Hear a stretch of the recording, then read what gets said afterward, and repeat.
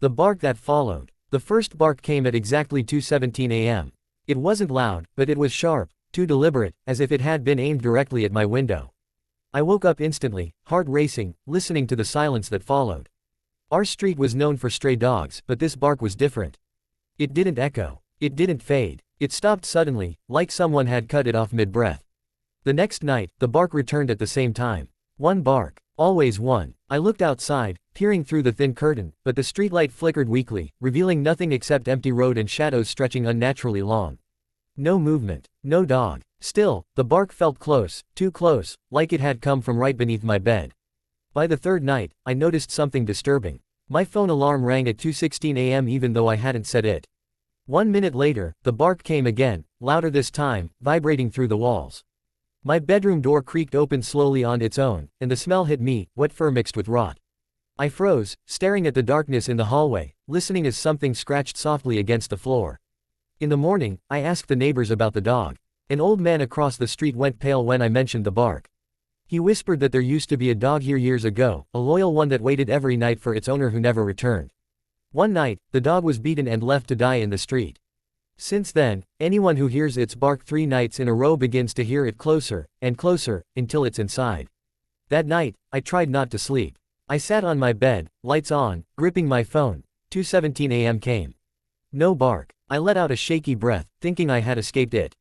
Then I heard something far worse, a low growl from behind me. Slowly, I turned toward the mirror. Standing there was a shape that looked like a dog, but its legs were bent the wrong way, its eyes hollow and black, dripping something dark onto the floor. Its mouth opened, and this time, the bark didn't come from outside. It came from my own throat. The neighbors say the street is quiet now. No more barking at night. Just the sound of someone scratching at windows, waiting to be let in. I don't remember falling asleep after that night. I only remember waking up on the floor, my throat burning, my mouth tasting like rust, and my bedroom mirror shattered into pieces that reflected parts of me I didn't recognize.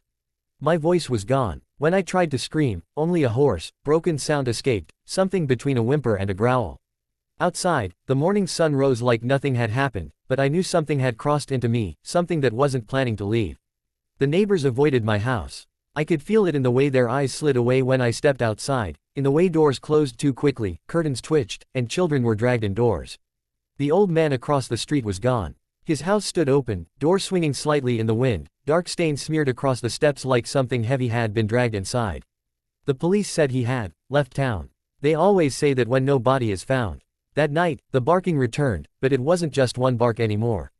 It came in patterns. 3 short barks, a pause, 2 long ones, then silence so deep it rang in my ears.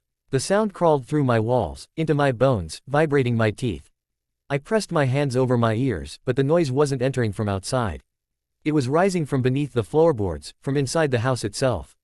At 2:17 a.m., my phone rang. No number. Just static and breathing on the other end, slow, wet breathing, like lungs filling with water.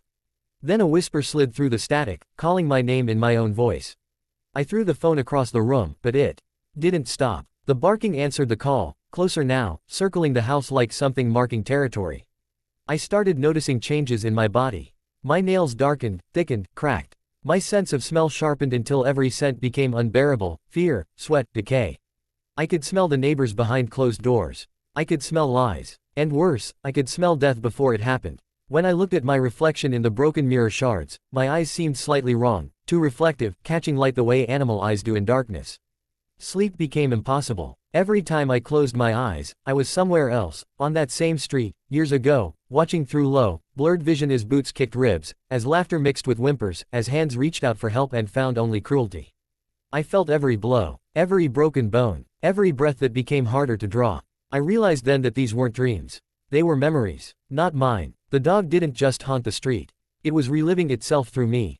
On the 7th night, the barking changed again. This time, it came from multiple directions. Front door, back door, windows, ceiling, beneath my bed, each bark slightly different, distorted, like echoes of echoes. When I looked outside, I saw shapes standing under the streetlight, dogs, or things pretending to be dogs, their bodies wrong, stitched together by shadow and rage. Their eyes all fixed on my house. And then they bowed. The front door unlocked itself. I ran, barricading myself in the bathroom, heart pounding so hard I thought it might tear free. The scratching started immediately. Not frantic, not desperate, patient, Claws dragging slowly across wood, tile, metal. Something sniffed beneath the door, inhaling deeply, savoring me. Then came the barking again, soft now, almost affectionate, like a pet calling its owner home. The old man's voice whispered from the drain. He begged me not to let them in. He said he had tried to feed it once. Tried to show kindness. That was his mistake. The dog didn't want food. It wanted a voice. When the door finally broke, I didn't see teeth first. I saw eyes, dozens of them, layered in the darkness, watching, judging. A shape emerged, taller than any dog should be, its spine bent unnaturally, its mouth stretched too wide. When it barked, the sound shook the pipes, the walls, my mind. The bark wasn't a warning. It was a command. I felt my body move without permission. I stood. I stepped forward. I opened my mouth. And the bark came out of me again, perfect, powerful, wrong. The creature lowered its head, pressing its forehead to mine.